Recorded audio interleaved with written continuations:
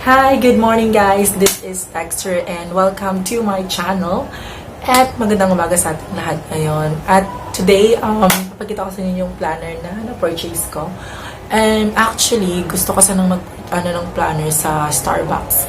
Kaso nga, diba, we have to collect 18 stickers para makuha mo yung planner. So, however, hindi ko siya kayang Pero okay lang naman, try ko pa rin mag-collect ng stickers. Baka kakayanin ko yung 18 stickers.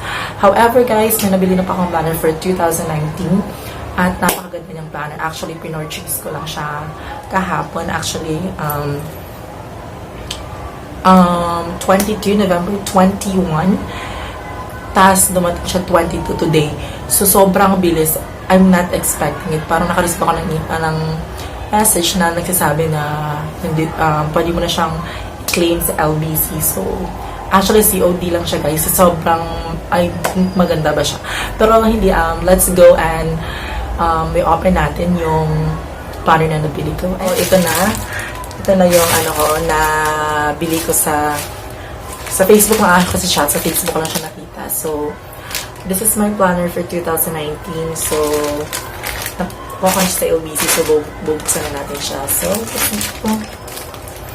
actually, maganda siya kasi parang biblical siya, parang Christian na planner siya. So, may mga Bible verses, tsaka prayer request, tracker, tas mga prayer request mo, mga devotionals mo. Pero yun yung nakikita ko, yun yung ino-offer, pinakita sa akin sa picture, pero hindi ko pa siya na-open. So, let's check kung totoo nga ba at saka kung gaano kaganda yung planner. So, let me go ahead and open this up.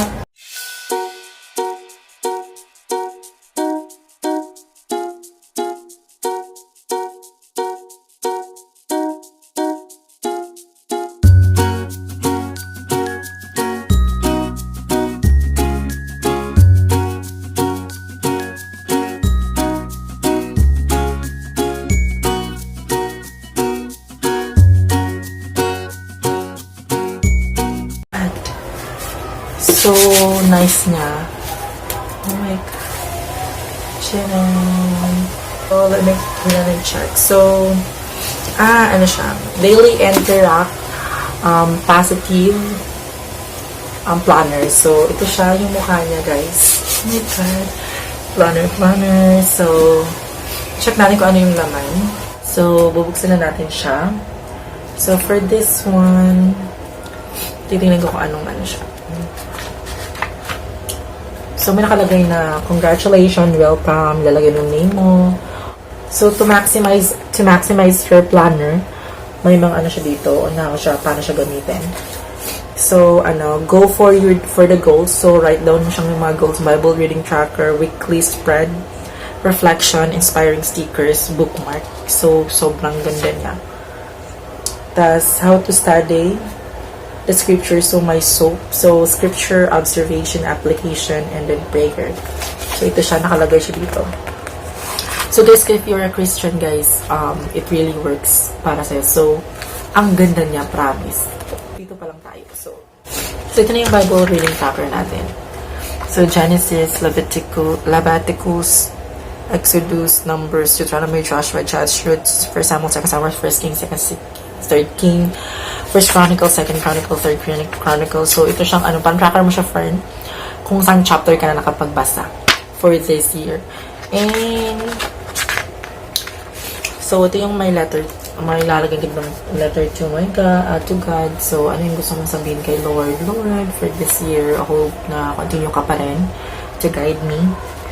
Tapos, ito na. Yung mga bucket list mo, nandito yung bucket list mo. So, anong gusto mong gawin sa buhay mo? Gusto mong gawin this year, ilalagay mo lang siya dito. Sobrang ganda niya. So, ito yung, inarite mo yung mga major events na, example, January, birthday ng kapatid mo. Ng birthday na dito. It's a memorable day ng kapatid ko. Birthday na I go home to the Mindanao. So, dito kasi ako sa Luzon ngayon. So, nasa Mindanao. I went home. Ganun. Tapos,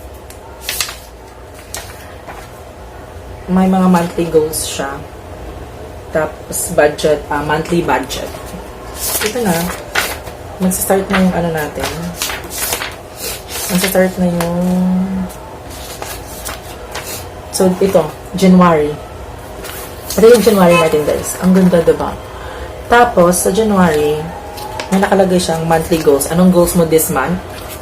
Monthly budget. Ano yung budget mo this month? And ano yung target na savings mo this month? So, if may target ka lang, dapat makapag-save ako ng, let us say, 5,000 a month or 3,000, 1,000. Depende rin sa'yo kung anong kaya mo gawin.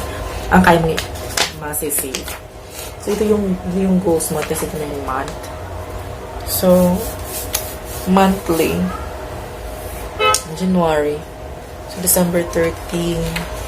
Ano yung goal? January 1, 2, 3, 4, 5, 6. January 30th. December, January 30, 31st. Tapos New Year's. Ito na yun. Saturday. Sunday. Ang ganda niya, promise. And then, the rest, ganun pa rin.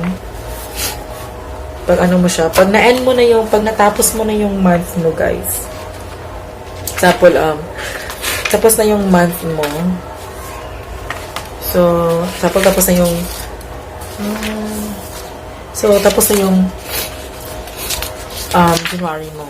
So, ito yung may ano siya, reflections. Ano yung mga na-realize mo this last month, ano yung ma-learn mo last month. Then, you go into February. Ang ganda, promise. Mga notes, may mga ano yun siya, may mga notes. May makalagay ng mga notes. Pagkatapos ng, sa part din siya. So, of course, yung nakalagay na mga stickers, yung positive stickers. Yan. Dikit mo lang siya. Yan. May kasama siyang stickers. At yun lang. And so yun lang, guys. Thank you so much. And please don't forget to subscribe my channel. And para sa mga susunod ko mga videos. Thank you so much. Have a great day.